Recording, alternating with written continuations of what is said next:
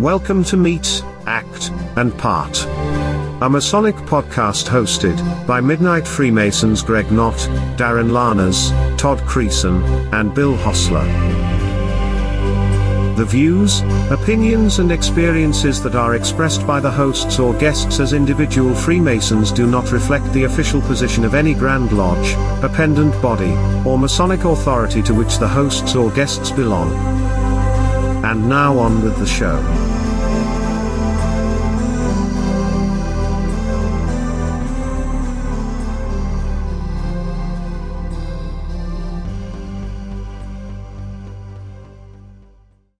Well, hello, everybody, and welcome to another exciting episode of Meet, Act, and Part. This is episode 49, and we're calling it Our Friends from the North, the Wisconsin Badgers. Boy, that's hard for me to say, you know, being a Fighting Illini fan down here in Illinois. But we want to give a special welcome to Victor and Mike, and we'll come back to them in a minute. But as your host, we should introduce ourselves, and I am one of your co-hosts, Greg Knott. And I'm Bill Hostler. And I'm Darren Laners. Well, Victor and Mike, so glad to have you. You reached out to Bill about a program we'll talk about as the episode unfolds here. But again, want to welcome you to Meet, Act, and Part. And we always start out with kind of what's your Masonic bio and some of your background. So why don't I start with Mike and just give us, Mike, some of your Masonic background, some of your affiliations, et cetera. Well, thanks, brothers. It's an honor to join you. I was raised in 2008, 2009 in Freemasons Lodge number 363 in Milwaukee, Wisconsin, where I later went through all the chairs, became a past master. I'm a Shriner. I'm a Scottish Rite Mason, have served in several officer, board, trustee, and various committee positions in the Blue Lodge and throughout the Scottish Rite.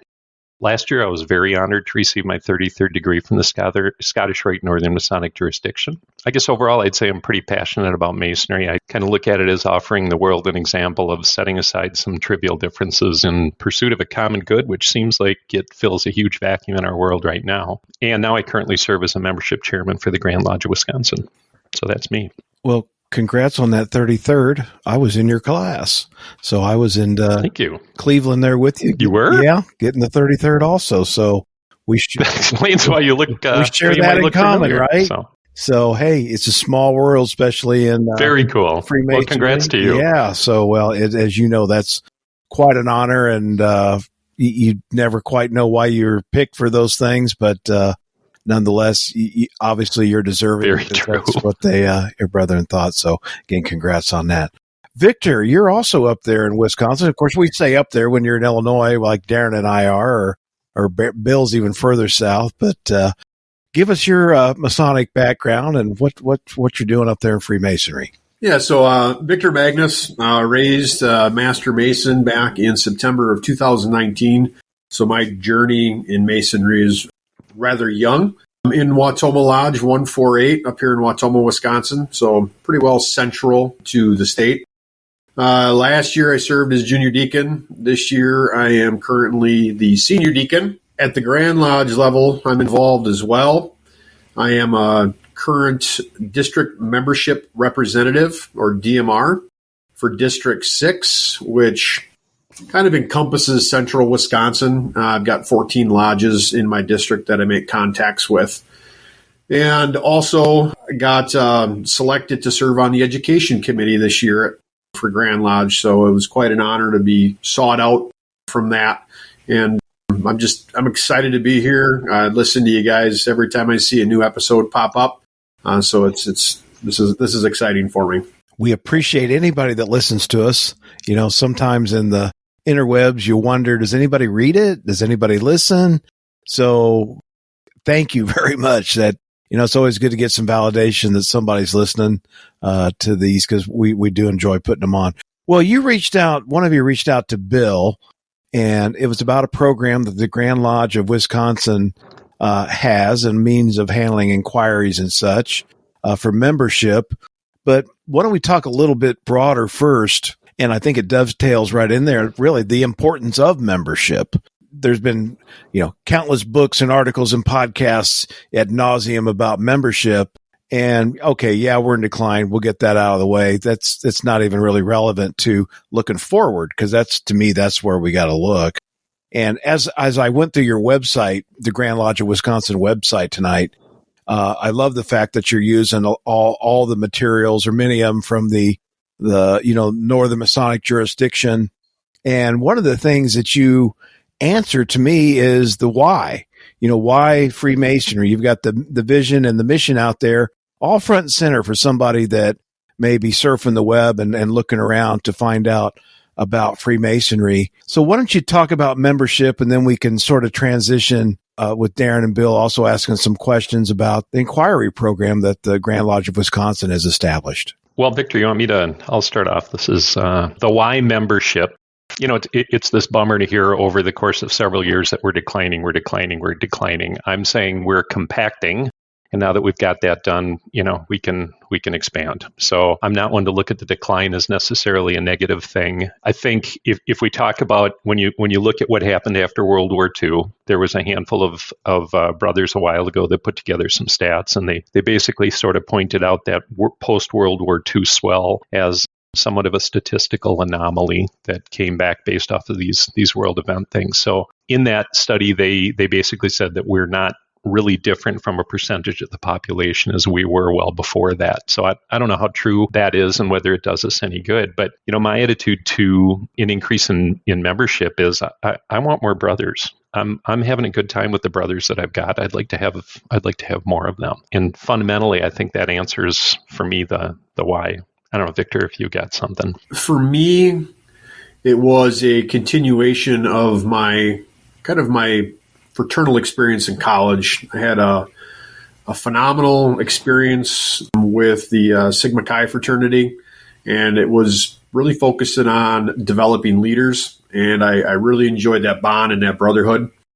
And from there, I was serving in the military, and I knew that as my military career was reaching kind of that end, it was like, well, I'm going to need another type of brotherhood, another type of group of people to be with, and I want to be more involved in my community. I've served at high levels with the military, and here I have the opportunity then to make that impact at home. So I sought Freemasonry out for that reason, and just like you, I'm passionate about it. Got involved at a very young, portion of my journey, and I want others to experience it. I really, truly do. And part of my drive on the program that we do is I was at online inquiry. In episode 47, you guys talked about that online inquiry. And I sent that email, waited a while, sent the second email, I waited a while, I sent the third email, waited a while, never heard anything back. Eventually, I ran into members of the lodge at a Business After 5 event, and I said, hey, did you get my email? And the gentleman's like, I didn't know we had email. So I sat in the dark for a year when I was starting to inquire along my journey, and was left unanswered. And how many men are left unanswered? So when this program was evolving, I was like, I want to be involved. I have been there, and I don't want that to happen. So that's really my why on where I'm at for membership, because there are great men out there that want to be part of a fraternity. I attended this spring or winter in Grapevine, Texas. The Shriners had a membership and marketing program, and I went down there, and it was very good. But they talked about this very specific topic, and I don't remember the exact statistic offhand. But Victor, to your point, even, there was Blue Lodge inquiries they were talking about. Then they were even talking about beashriner.org website and how few or how poor sometimes the follow-up was. And I think that's what you're going to talk about tonight, you and Mike. So why don't we go from there and see what your thoughts are? Well, yeah, you're absolutely right, Greg. So the beafreemason.org, which was largely that combination of the Scottish Rite, North and Southern jurisdictions and the Shriners, they pulled together this program. They created these tremendous assets and these pieces of content and videos that, you're right, we do leverage strongly on the Grand Lodge of Wisconsin website. But the disturbing thing, and I guess the positive thing, is we were putting together this program year before last, and we started trying to figure out the path that we were going to take with this thing. They did a survey, so they had sent out tens of thousands across all the jurisdictions. I think they had the 50 states and then a couple neighboring countries that they were pushing out to as well, too. And they cycled back and they interviewed 948 men who completed this national web form during the year of 2020, and 68% of these people were never contacted by a lodge, which is painfully staggering. Now, the almost sadly funny part is that they said, okay, well, that must have been the pandemic and that must have been 2020. So more recently, they went back and they interviewed from last year's, and the number actually got worse by another, 7% or so. So there is this problem of where the lodges aren't following up. And we knew when we were trying to throw together the Wisconsin program that we were going to have to address that from the start, because what we didn't want to do is have some success in getting these leads in by we're doing web advertisement and we're doing Facebook social outreach and we're doing all these different pieces. But if people are faced with the experience that Victor had, hitting either a local lodge or even in the old case, before we had any way of decently tracking any prospective men coming in, then it was going to be a failure. And we needed to know that we could throw a system in and have some accountability and create some follow-up on it. So that was a pretty fundamental piece of what we threw together when we started building the program. Darren?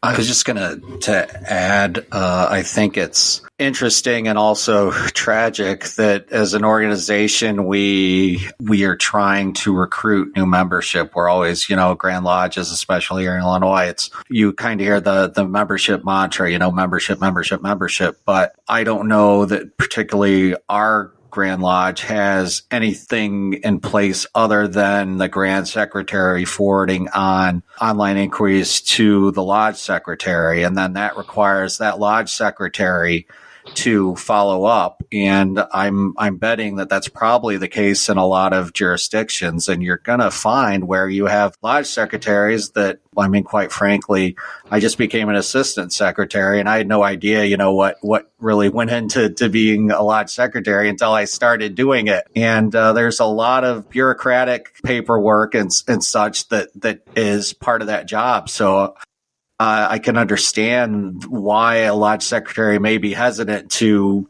reach out. But I think my broader point is that it just shows that Grand Lodges should be aware of this as an issue. And I guess I'm happy that you guys in Wisconsin have addressed this, because it's something I think that's probably a glaring need here in Illinois. The arrangement that was in our state before this program followed exactly that, Darren. It was the web form that was there. It wasn't necessarily well crafted. I think they said that they probably got 5 leads per month, and it did go to the Grand Secretary. And nothing. Yeah, we know how the Lodge secretaries, how buried they can be. The Grand Secretary is facing this usually times the multiple of whatever the lodges are in the state. So, but what we were seeing is, it would take a couple, 3, 4, or 5 days before they would forward it to the Secretary of the Lodge. And then, is that a black hole? And did anybody follow up on that? So you may have the experience that Victor had, where if you put something in at the state level, it takes a while to percolate its way through. And it might have been something, if we were talking about 20, 30, 40 years ago, for that to be acceptable. But now, if you go to a website to have new gutters and you fill something out and you don't get a response back, at least by the next day, you're gonna lose interest on it. And then the other part of the problem is, if somebody waited a week before they responded on these new gutters, then the urgency that they may have felt, or the interest, may have waned. And we're rather fickle in terms of our interest level, and we wanted to make sure that we could capitalize on it. What we did at the tail end of ultimately what this is we dressed up the website. We basically hired a company to help us create a more attractive website, and we put a form front and center on there.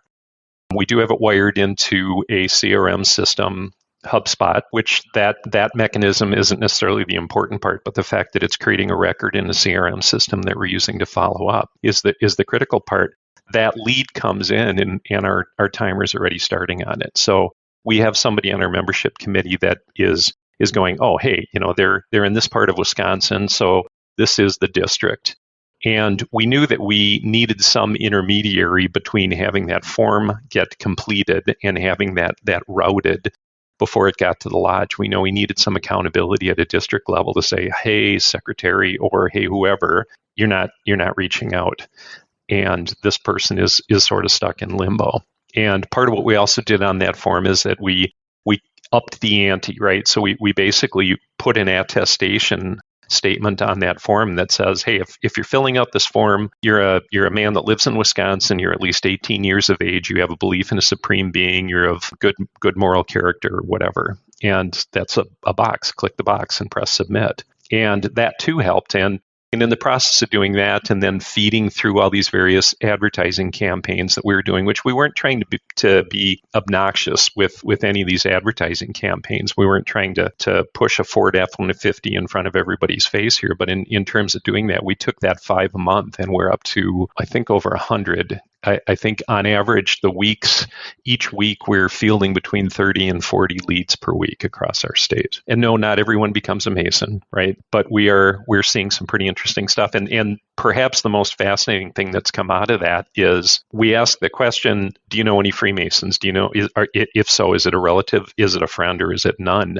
And the none makes up 2/3 of the people that we're getting to fill out the web form. So these are people that we feel they didn't have a path to Freemasonry. They didn't have the neighbor, they didn't have the friend, the cousin, the whatever that was going to introduce them or set an example of what Freemasonry is. So these are people that either have been wondering, I wonder what this is. We're doing other things across the state to try and draw awareness to it. And if somebody goes to that website, they'll be coached into saying, hey, here, if you want to initiate your journey, press this button and we'll have a conversation. Yeah. And, Mike, it kind of, what you just described, I don't know what your philosophy is in Wisconsin in terms of like, can you ask somebody to join or that kind of a thing? But in Illinois, we don't, but we have what's called invitation to petition, which essentially is the same thing in my mind. But to your point, you've put together a marketing program and to try to raise awareness of the Grand Lodge to increase the inquiries and such. Did you get any pushback from, I'll call it maybe those with more traditional ways of looking at some of the membership things? Or Victor, feel free to answer either one of you. I'll start, Victor, with this one because I like to say I didn't really choose to do this job. I was skillfully manipulated into doing this job. And the conversation went as I was saying, okay, look, if I do this, I have some ground rules. One, if I get one guy over the course of the year that's a good guy that becomes a Mason, I'm calling that a win. I don't want numbers. I don't want quota. I don't want to have to worry about how we're pushing things through the West Gate that don't belong in the West Gate. So I'm not going to lower standard. I don't want to do that. And I'm also a believer, and maybe this was probably one of the things that I knew I might accidentally bump some heads on. I'm not a believer of waving a petition in front of somebody's face. I call that hand-to-hand combat in Masonry, and I don't think it's an effective thing. You don't necessarily know the character that's there. So what we wanted to do was to paint a picture to as wide a population of decent, possibly decent guys as we can, and say, we're over here and we're cool, join us or don't. And so we too, Greg, have the, hey, I think you'd make a good Mason, and we kind of drop the hint there. But the thing that is the most fascinating is we started this process on social media, and one of the things that we discovered is we started engaging these conversations with guys that were seeing the content that we were putting on social media. Is I was never asked to be a Freemason, this guy says. I thought you had to get a direct invite to join. I thought you had to be invited by a member. And one of them that we had that just burns in my head is a guy that said, I thought you needed to be invited. I was a demolay many moons ago. So the sad thing out there is they're thinking we have to ask them, and we're thinking they're going to ask us, and here we're wondering why we have an empty dance floor.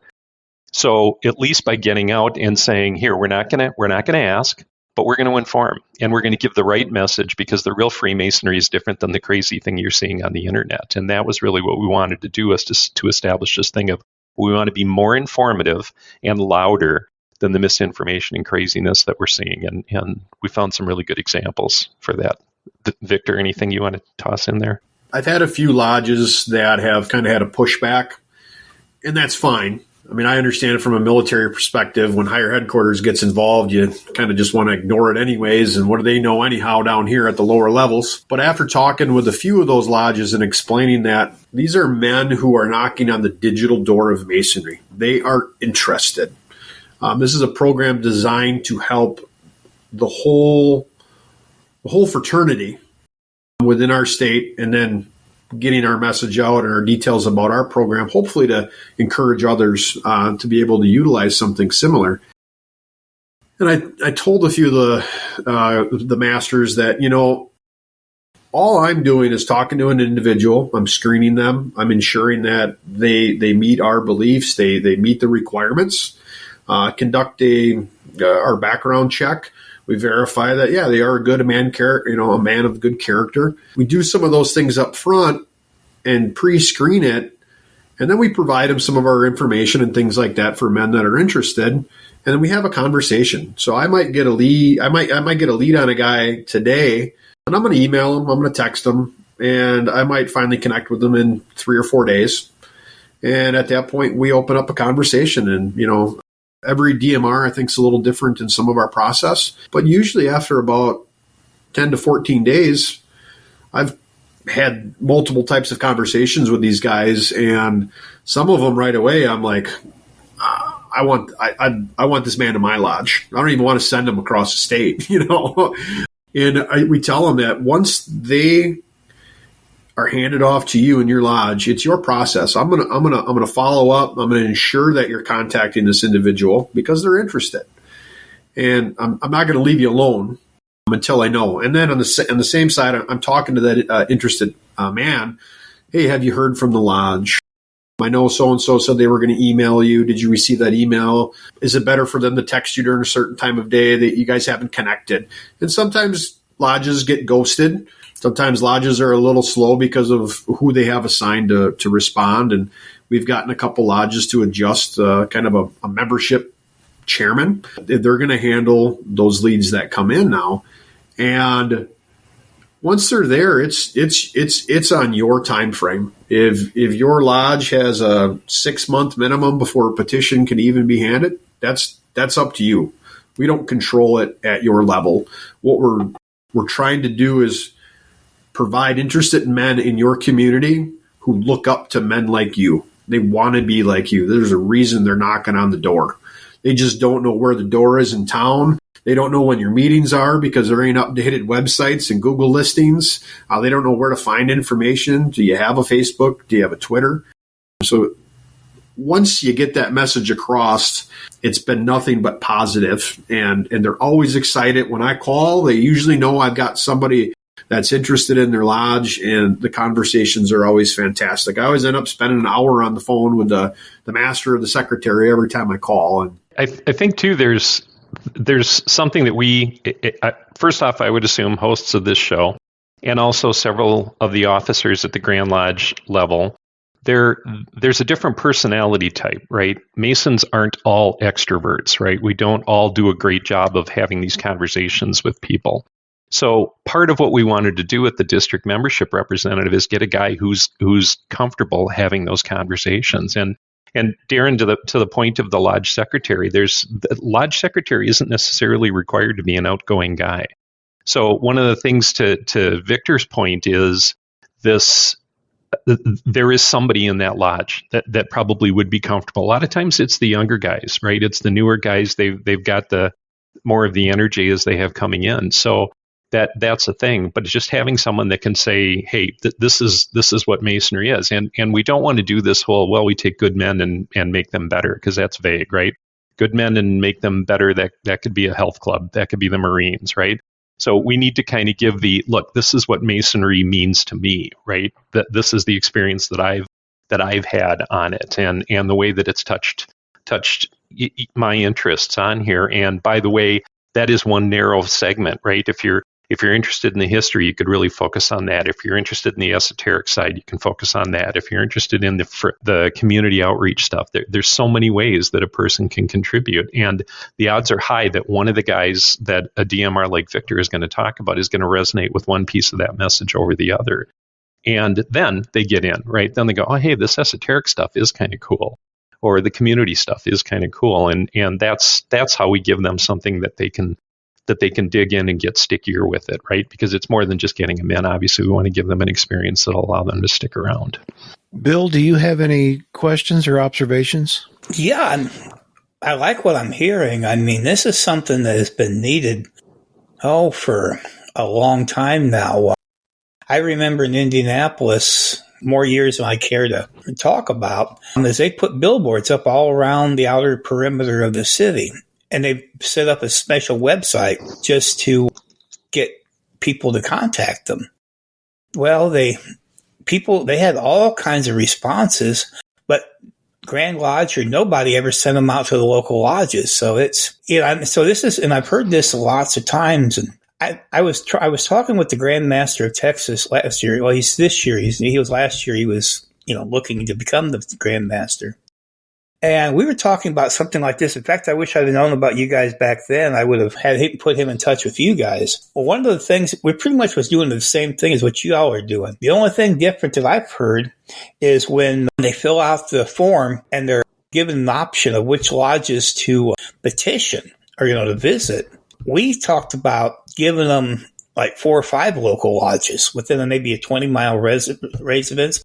Because, sometimes it's all about the attitude. I was just sitting here thinking about the very first time I ever met the brethren with the lodge that I ended up joining, and I was just a petitioner.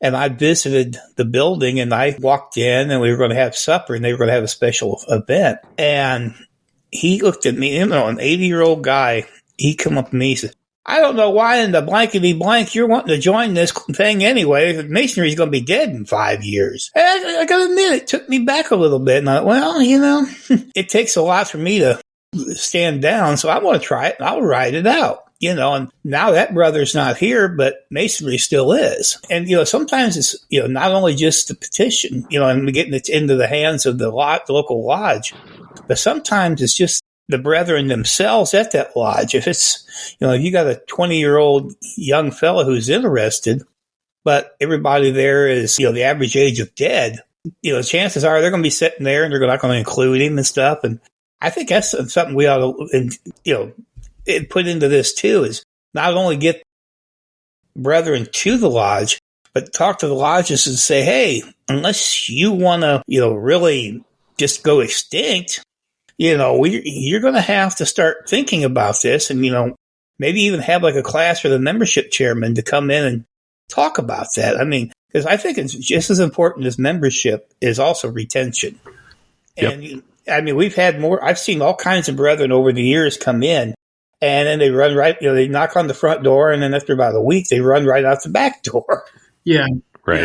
And one of the big things, and you bring it up, Bill, is part of my role is making sure that, I had to reach out and get to know members of these lodges. What's the culture in your lodge? Are you guys really interested? You got a lot of guys who fish. You got a lot of guys who hunt.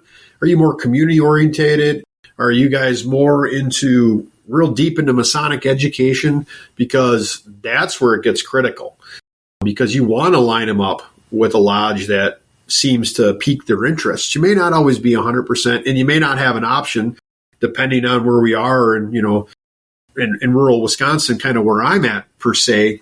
I've got a lodge 20 miles to the southeast. I've got another one 40 miles, 30 miles. So it's a bit of a drive for someone in my area. So once you start talking to these guys, if they're willing to drive, then I will encourage them. You know what? I'm going to send your information off to a couple lodges that I think you really need to take the time and meet these brethren and make sure that the culture is right for you. I don't want you to start a journey and a process that 6 months, a year down the road, you're like, why did I do this? And you felt like you've wasted your time, because if you're truly interested, we want to make this completely valuable. And I think Mike can expand a little bit more on it, but not only is this portion of what we're doing, but on the education side, that's another kind of a multi-prong approach on the retention. It's great to get them in the door, but how do we keep them? And majority of the conversations I have, these men are interested in, how do I become better? How do I get more involved?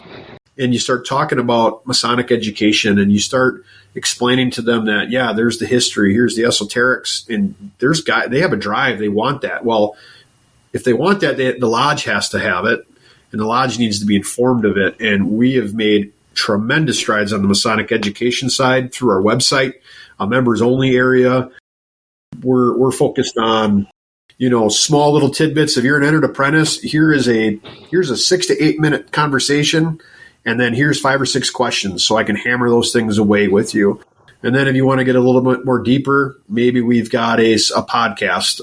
Further Light, is that correct, Mike? I think so, yeah. Yeah, Further Light is a Wisconsin Grand Lodge sponsored podcast that is providing our members, a 15-minute clip. And then you can have all the conversation you want. And then you get onto the website, you log in, then there's the Masonic College. You can get into deeper lessons that might be 15 minutes, 30 minutes, 40 minutes, and these are self-driven.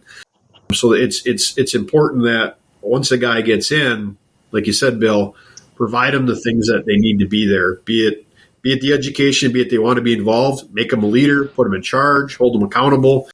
And that is a message that the Grand Lodge is doing a phenomenal job at here in Wisconsin through the district deputies of, hey, these are the things we need to do to be successful across the spectrum of our state. I think Victor hits on it pretty well, because if you look at retention, at least as it relates to my opinion and to a lot of the membership committee, retention is, it's more than just keep sending a bill to someone and keep asking them for dues. There is the need to get education and to give them a reason to come back to get that education. Then there is the need to have some activities that are fun. It's not just let's raise guys, let's do some more degrees or something. Let's maybe wire in a little bit with the family, or let's make the dinner that we're doing, the spaghetti dinner, a little bit more entertaining, or let's go out afterwards and do something there. Victor hit on something that's one of my favorite things. Ask the new guy to be the backup chaplain, right? Memorize this prayer, give this charge, learn these different pieces so that they immediately get on the sidelines going, maybe the chaplain's not going to be here. I mean, that is such a crafty thing. That was what the master of the lodge did for me the first year that I was involved was, hey, chaplain sometimes isn't around. Learn the backup prayer, and it did. It immediately made me feel like something was on there. One of the things we have to remember, though, there's something I heard several years ago that sticks in my head, and it really applies to Masonry. Friendship happens on the way to something else, right? So give them the something else. Give them the shared activities, give whatever it is, and then they're coming back for the friendship, right? You'd have to assume sooner or later we'll run out of something to teach them. But if the bond got created, where now they're going there and saying, hey, Bob, it's really great to see you. Let's chat, and you can get those friendships formed. So I think what's really important at the local lodge level is have the officers always greet people, but even more than saying, hey, welcome. You have to say, hey, you're an electrician, right? This guy over here is a plumber. I bet you guys have messed things up together, and chat, So get them to form connections with each other instead of just with the officers. Find some reason to give two guys an opportunity to work together and get those friendships started. That's what I think is underlying a lot of the retention success. Darren he's actually one of our Grand Lodge area education officers. And I was just curious, Darren, if you had any comments back to especially the point of once they're in the door, because we've talked some about this, about on the retention side and education. Darren, if you had any comments or thoughts. Yeah, not only am I area education officer, but I also serve on our Grand Lodge Committee for Masonic Education here in the state of Illinois. And I'll tell you, Victor, you guys are light years ahead of where we are currently. You're kind of where we want to be. We're just now, we've had probably pre-COVID, we kind of had a lot of turnover in our head of the state educational effort at the Grand Lodge level. So, and then during COVID, it was just kind of nothing was happening. So we finally, I think, have a very strong committee and we're looking at building out a lot of the things that you mentioned. I think it seems that at least your Grand Lodge is very supportive of educational efforts. At least that's what I'm reading between the lines here. I'm not so sure our Grand Lodge is, and I'll tell you why. I think that it seems to always have been, for whatever reason, but especially since we kind of we've not had a stable leader in the position over the Grand Lodge Committee of Education, that it lost some of the luster. So we're trying to recapture a lot of the Grand Lodge's our Grand Line's attention to, make them aware that education is a huge part of retaining membership. And I often feel that our Grand Lodge is all about recruiting membership and wants to recruit new members, obviously pushing membership, but that we do a very bad job on the back end trying to, retain members. So I guess a question I may have would be, was there like a change in philosophy from your Grand Lodge? Has your Grand Lodge always been supportive of education, or as part of this membership development, you've kind of also hand in hand said, hey, look, we're looking to get these members, but we need this way. We need to also retain them. And this is a path to do that. So I think Wisconsin leadership at the Grand Lodge level, we've been extremely fortunate from having a string of past masters that recognized the need to establish a strategic plan. And there is a strategic plan in the Grand Lodge of Wisconsin line, right? So it's the thing that everybody could read. And basically what it was, and I'm not sure exactly how many years ago it was put in place, but it's a strategic plan. And what's nice is, as the progressive line of Grand Lodge officers goes through this, they're working on the strategic plan each year. They're refining it, but they're being exposed to it from the top of that progressive line to the bottom of that progressive line. So it's kind of largely built in, and their exposure to it just helps to refine it, but it also, I think, helps to guide their thought and their path. And then that strategic plan, it's pretty obvious. Hey, we need members. Hey, we got to educate these guys. Hey, we have to manage the finances properly. Hey, we have to do all these different things. So when you start getting guys that are coming through that, then they are built in with the appreciation of, let's develop membership, let's educate the members, let's find a way to retain these guys. And then I don't know how significant of a change this was, because some of this occurred prior to me, but I've been in this chair for, 2+ years now. And one of the changes that did occur is that they took the membership chair and the education chair, and they're included in all the staff activities. So when we do quarterly meetings at a Grand Lodge planning level and at a Grand Lodge update level, I'm there and the education chair is there. So we're hearing what is going on and we're delivering what's going on. So we're giving our updates along with everything else, and we're finding ways to make sure that we're wiring these things in. And I think that's a huge reason for this, for a good chunk of the success, was for the progressive line to have had the foresight to do that, to recognize that we need to get these guys, these chairs, a seat at the table. They need to hear what is happening, and we need to hear what they're doing. And so we're held to some accountability to that, because we can't just kind of go, oh, okay, let's meet every month or whatever it is. So from the membership committee, we meet a lot. It's all virtual for the most part until it isn't. But so we have our initiatives. We're just going down the list of trying to take these initiatives down. And I know the education committee is also super active in doing that as well too. And they've really pushed forward and made some good stuff. So I think that's kind of a fundamental reason for some of the success that we're seeing and how we're able to move the needle a little bit more in the last couple of years. I'm curious, as you look forward, how sustainable are these efforts in the next 3 years, 4 years? So from a membership standpoint, there were really three things that we're trying to do, right? And then I can address what the sustainability, I think, is. The mission is pretty straightforward. Number one, we have to increase awareness of the real Freemasonry, the real Freemasonry, not the crazy stuff that people are seeing, right? You do the web search and you wind up seeing conspiracy theories and misinformation and all these different things that we supposedly worship and everything else. And my favorite one was the video that shows the secret Masonic handshake exchange between Pope Francis and Nancy Pelosi that has had literally 200,000 views on YouTube. That is my favorite of the crazy that is out there. So as I mentioned before, we just want to be slightly louder than the misinformation and the crazy so that somebody searches Freemasonry. And part of the way we're doing that is we're buying some of the search. So we are paying for some of those Google ads so that we will get at the top or closer to the top than the crazy and the misinformation. So when somebody is searching for Freemasonry or how to become a Mason, they're going to land on our site, and we geographically fence that so that it's in Wisconsin. So we're not taking any of your nice Illinois leads, but we're doing that on increasing the awareness of Masonry, right? So at the Grand Lodge level, it's the website, it's social media, it's the digital and physical and statewide ads. And we don't do billboards, but we do have 9 semis on the road that have this, not just a man, a Mason thing, which is kind of nifty cool. From a local lodge standpoint, how are they going to increase that Freemasonry? Well, they've got their community visibility, their open houses. Any Mason should wear a shirt, a pin, or a hat, and as I say, just get caught being a good guy.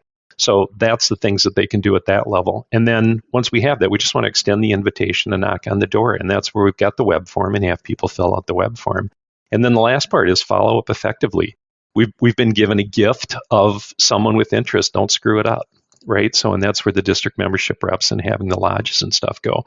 So if we do that and we start looking at the numbers, I tried an experiment with really trying to dig in and look for the numbers. And I'm fairly confident that there is between 2 and 3% of the men that are in the state of Wisconsin that could be my brothers. And I'm not picking that number. Well, I don't know. You can be perfectly exact no matter what you're doing. But Wisconsin is an example. We've got like 5.8, 5.9 million people. Cut that in half. You've got a number of men. You take the men that it's easy enough to find voting men and men over the age of 70 and whatever it is. So we're almost at 2 million men that are within an eligible range in the state of Wisconsin to be a Freemason. But we also know that we have to know that they have a belief in a supreme being, and we have to also know that there's some alignment with their belief structure in their church and whatever they're supporting stuff behind this to have that religious alignment. And Pew Research Forum publishes the survey of how they go off in the interview, and they say, "Oh, okay, I'm a Catholic, I'm a Muslim, I don't have a belief structure, I don't have a whatever." And when you overlay that, you get roughly 30% of the population that have what I would call a religious alignment. They're not way off to the evangelical side where they usually would discourage participation in Freemasonry, and they're not atheists and they're not agnostics or whatever it is. So that represents 30%. Well, once you get that and you do the math, in my state, that's 570,000 guys. So I'm going to assume that if I line 10 of these guys off, that I could resonate with the Freemasonry message with 1 out of 10 of them. Right, so now I'm at roughly 50, high 50,000s on there. I already have 9,000 of those guys that I call brother, right? So that's 48,000 guys left in the state of Wisconsin that I have yet to get a message in front of. And when you do the math on there and you start comparing it to other states, that's 2.5, almost 3% of people. So we got a lot of ocean to boil, I think, at this point. And I think so we can keep doing this for quite a while. And you know, we have, in a sense, a governor on this engine right now. I mean, we don't just blast all these ads out, because we know that even with the pace that we're passing these off to the lodges, it's potentially overwhelming. I mean, we're trying to figure out, how do we do the Masonic Day of Lights? How do we wind up helping lodges that haven't done a degree in a long time do degrees? Or how do you deal with the fact that you might have 10 guys all of a sudden landing in a lodge and a lot of experience that just can't quite put them together. So I think we have headroom on this. I think this headroom goes on for quite a while. And I think success begets success too, because, you know, Victor, I'm sure when you were coming through, there were friends that observed the fun that you're having or the passion that you've got for this. And they're going, hey, I'm curious about this. I want to see this. And then the hand-to-hand combat, as I refer to it, that it stands a better chance. No, that makes a lot of sense. You make a very important point about, you could pretend you had unlimited funds to do the advertising piece of it. But I think you just hit on something very important too, was even if all that works and you have hundreds of inquiries and then those turn into petitions, there's a capacity governor even at the local level of how, because, let's be honest, most lodges, at least in Illinois, we can't do our own degree work. We have to share people, I'm sure it's the same there. So you're right, there's a capacity limit and a burnout potential, for lodges, which would be an amazing problem to have. Right. But right. All those things, I think, Mike and Victor, you just hit on something very important, that's, if you think through a membership campaign and then an education campaign, well, the step in between there is making sure you can get the work done, get them raised, and then, and still have the members you did have before, not burn them out and, run them off. So we're doing something really cool coming up so we've been doing these Masonic Day of Lights, right? This kind of what a lot of states will call batching or the group raising or whatever. And so we've done a number of those using Straight Blue Lodge. But one of the things that is coming up in November is a day of light that's being driven by the Shriners. And the dispensation came through that said, Shriners, you get to wear your hats as you're doing this. So now you got all the Shriners that are very excited of kind of going, oh, hey, we're trying to grow membership too. The more people see the Fez, the more that they potentially get excited on that. And in March of next year, we're setting up to do the same thing with the Scottish Rite guys. So the Scottish Rite guys do their hats. A lot of them have degree teams. I was on a Scottish Rite degree team for a handful of years as well too. So, and now what you get, and this is one of the things I love about doing that at that level, you get guys from individual lodges in a district getting to know each other, right? And I think that's one of the things about the appendant bodies that I like the most is I'm getting exposed now to guys that are in my district that I wouldn't have otherwise hung out with once or twice a month.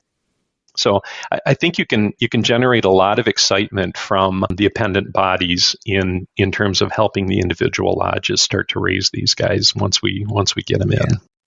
Bill, why don't we'll just kind of do a few last round of thoughts here and get towards the end of our episode. Bill, what other thoughts or questions, Mike, you have for Mike or Victor? Well, I was thinking, I've been trying to preach different venues for advertising. So many people say, well, we're on Facebook and we put in a Facebook ad, spent $20 and didn't hear anybody. Well, that's true. But, we got all those crazy videos on YouTube. What if a Grand Lodge were to go up there and make up their own video and say, would you like to know about the real Freemasonry? Not something that you're going to see on this crazy medium. If you're interested, visit grandlodgeofwisconsin.org or whatever. And you could run the same thing on YouTube. You could run it on TikTok, which I did a marketing study about a year or two ago. And that's pretty much most of our target demographic is TikTok these days. Right. Our ages is the ones that go to Facebook now, even if that's even still the case. But TikTok is where all the our prospects are. But some of the people I thought, that doesn't look very good. Well, why? I remember a few years ago, back in the day, when you're on AOL, you can't, it's just. But I think it's a great. But I was also thinking something that I've completely forgotten. Lost my thought on. Well, as you're thinking that one, I can give you some background on some of those different pieces of content. So the low hanging fruit was to use the beafreemason.org videos, and we leverage those heavily. One of the things that I'm preaching, I got invited to speak in front of the Cogman of the Council of Grand Masters and the Masonic Renewal Committee and whatever it is. I'm very much interested in trying to get a cross-jurisdictional group. There isn't a reason why the Illinois, at least I wouldn't think why the Illinois version of what a Freemason really is should be all that much different than the Wisconsin one. Maybe we have a different logo that winds up in the back of it, or maybe we catch a different kind of fish or something. But I think there's an opportunity for us to continue to use this grouping of creating content that we can do it and play it at a local level, but still generate it in a more cost-effective way by doing it together. I like the TikTok idea. One of the things that we do is we have the interstitial ads, the pre-rolls or the intermediate rolls for YouTube. So we do have those that we tuck into the demographic that we're aiming at. one of the things that we've also are experimenting with is what's known as OTT, over-the-top ads, which are the ones that are very hyper-targeted for people that are doing streaming of like Hulu and such like that, so that we can tuck, again, one of those little 15-second or 30-minute content information things in front of that. And then, of course, we've got the web ads that are showing up, as you're searching for something, that those are showing in there. There's so many opportunities for us to drop that message in front of people. But yeah, Bill, I love the idea, and I think, we had a conversation recently in the membership committee about using Reels, which is one of the Facebook, I guess probably competitor to TikTok, might be a way to say it if you're not familiar with it. But I think it's a great opportunity, Bill. Yeah, I was actually thinking also about the streaming services too. I forgot to mention that, but Reels is a grand idea. Anything that you could actually post a link on and make it go right directly to your membership page. And I remember another thing I was thinking too is we do have the problem with the overcapacity and such. But there's a way to cure that if we were to actually decide to cut through the Masonic red tape and actually use common sense for once. Yeah, I'm not disagreeing with you. Yeah. Why don't, I don't know how many in Wisconsin it takes to start a new lodge, but start adding new lodges to the thing. In England, if you have a lodge over 35, they tend to break that off when they start going to and they can have affinity lodges. Chris Hodap's been on that for years. He's been trying to get a pipe smoking lodge for I don't know how long. Ooh, I'd go to that. Oh, yeah. I mean, there's a lot of this. In England, they have them for soccer. They have them for people in show business. There's all these different things you could do. But, each one of those, especially if they're young guys, they might actually like the idea of doing degree work and,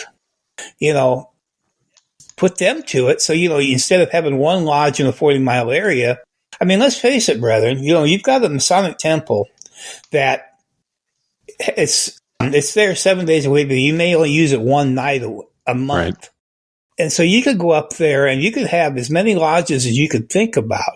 Plus, if you got a brother or a potential petitioner that says, well, I'd love to do it, but I work second shift or I work third shift. I'm sleeping about that time. Well, here's a great thing. We have what they call a daylight lodge. It's right there in your area. I mean, you see, those are the things we don't really think about. We got one lodge, we got one building, we use it twice a month, then we have our bean supper. How much of that resources are we just throwing away for no reason at all? But I think between all that and the way you guys are doing, I think you've got a great idea, and I hope you keep expanding it and keep preaching it to the other Grand Lodges. Thanks. Darren, any last thoughts or questions for Mike or Victor? No, I really like the idea, Mike, of doing something cross-jurisdictional, just because you guys are F and AM and we're AF and AM shouldn't matter at the end of the day, right? I think that there seems to be, just my senses in this conversation is that your Grand Line is very much more strategically aligned to what the future of Wisconsin Freemasonry should be. And I've always felt like in Illinois that we seem to just kind of change identities as the Grand Master changes, that the Grand Master will come in and have his strategic plan, but there's no overall 5-year, 10-year plan for, what they want Freemasonry to be in the state of Illinois.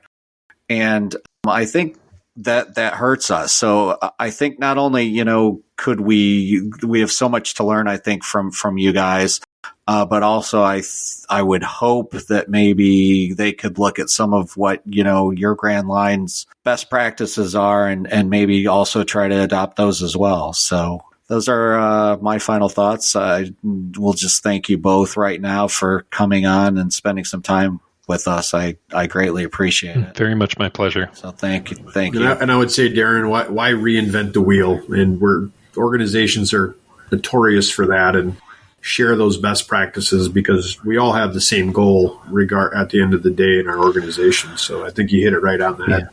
Yeah, I mean, it's just, it boggles my mind sometimes just why we have to make things that seem so simple so difficult. You know what I mean? Yeah, 100%. And I would say there's some of that cross jurisdictional things that happen because I reached out to you guys. The Working Tools podcast, I've chatted with those guys.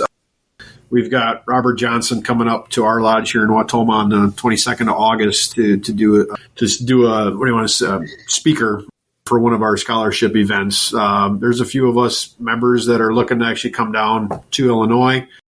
Well, I think there's a few of you in Robert Johnson's lodge as well, if I recall. So we're looking to come down at some point from Wautoma, a few of us. And I know Jason Laramie from our Wisconsin Education Committee, he's been down there a couple times as well. So I think we're doing it because of the medium that we have with the internet. And hopefully that drives that passion that we can start to inject that from a multifaceted approach. Yeah, I'll have to. I'm sorry, Greg. I was going to say we'll have to talk to RJ to see when he's going up, and maybe we meet up and do a field trip. Yeah, that's. I was thinking in Illinois, it's primary election day, and I won't get into political candidates, but I've been amazed how those candidates.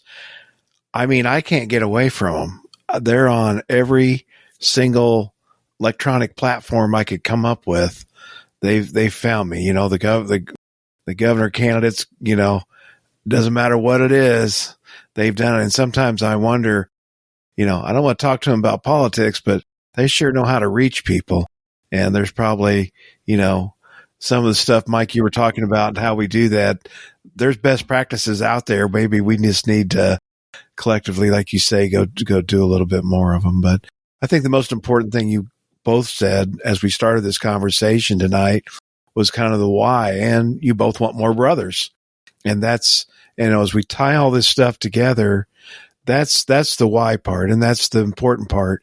The education is part of that why, but that's not, why you should come to lodge. It's part of it, but it is the one-to-one friendships and other things that you do develop through the camaraderie and the shared experiences that we have, not only through the degrees, but all the kinds of various activities that we do after the fact. And I think that's important. And we could do 10 episodes on some of my other rantings, but we're building community. I think our society needs us more now than ever. I think they need the values and those that we should exhibit day to day.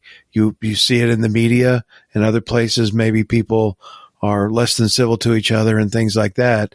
And we can be a shining example as an organization and as individuals in our communities to help improve society. And to me, that's sort of like the tail end of the why.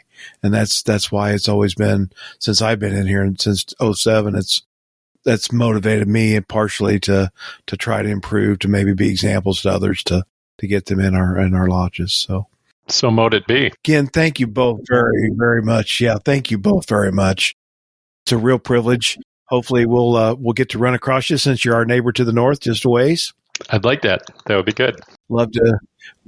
Yeah. Again, small world there. Mike and I were in that class in Cleveland together for the Supreme Council. And again, it's just funny how your paths in life can cross just, these various ways, either electronically or in person. So thank you both very much. We thank everybody that listened into this episode and hope you learned something.